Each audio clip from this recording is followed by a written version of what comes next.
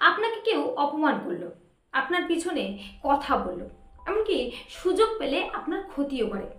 এখন আপনি কি করবেন? ঝগড়া? চিৎকার? না। আজ আমি আপনাকে এমন 5টা উপায় বলবো যেগুলো ব্যবহার করে আপনি একটাও কথা না বলে শত্রুকে এমনভাবে জব্দ করবেন যে সে ভবিষ্যতে আপনার চোখের দিকে তাকিয়ে কথা বলতে সাহস করবে না। এটা কোনো থিওরি নয়, এটা হলো রিয়েল লাইফে পরীক্ষিত। আমি নিজেও ফলো করি। সহজ কথায় গভীর অনুপ্রেরণা। আমি মমিতা, তোমার পাশে তোমার স্বপ্নকে সত্যি করার যাত্রায়। 1, শত্রু চায় যে আপনি রেগে যান, চিৎকার করুন, কারণ তখন আপনি ভুল করবেন আর তারা সুযোগ নেবে।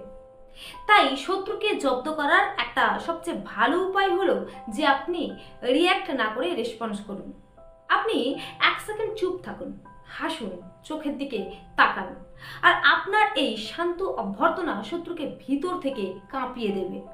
যেমন ধরুন অফিসে আপনাকে কেউ খোঁচা দিল, তখন আপনি শুধু বলুন যে বুঝলাম, ধন্যবাদ, ব্যাস। শত্রু বুঝতেই পারবে না যে আপনি কি ভাবছেন। এটাই হলো মাইন্ড গেম, আর যেখানে আপনি জিতে গেলেন। 2, শত্রু যতই গুজব ছড়াক, আপনি যদি শান্ত মাথায় সঠিক তথ্য দিয়ে তার কথা মিথ্যা প্রমাণ করতে পারেন, তাহলে কেউ আর তাকে বিশ্বাস করবে না। যেমন ধরুন অফিসে কেউ আপনাকে বলল যে আপনি অফিসে খুব অলস থাকেন, কাজে খুব ফাঁকি দেন। তখন আপনি শুধু বলুন যে আমি 3 দিন প্রজেক্টে ওভারটাইম করেছি, কারণ তথ্য তো আপনার কাছেই আছে, তাই না?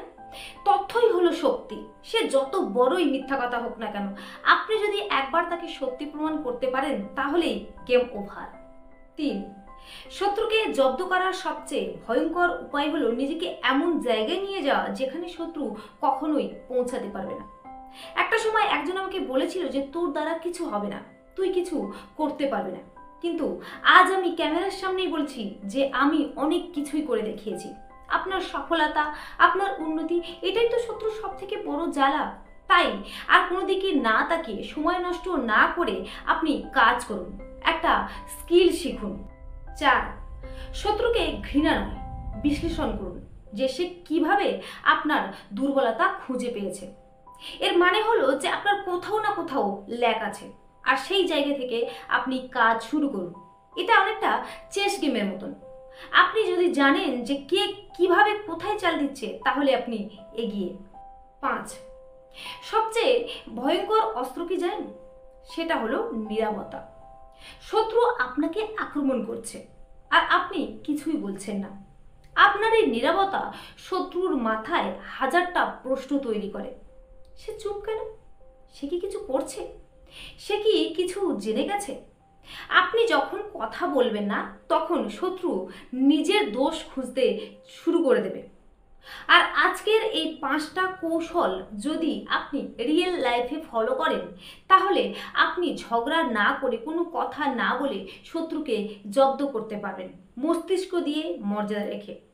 আজকের ভিডিওটা যদি ভালো হয়ে থাকে তাহলে একটা লাইক করুন, আর হ্যাঁ, সাবস্ক্রাইব করুন সহজ কথা মোটিভেশন।